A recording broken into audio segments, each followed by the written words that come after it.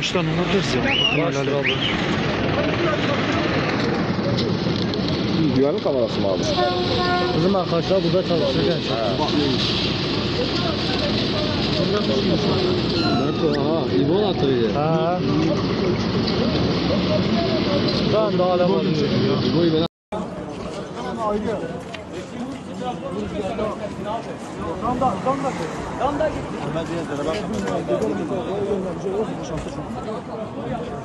Daha İlkay'a çıkmış. Polis burada, İlkay'a da gelmiş.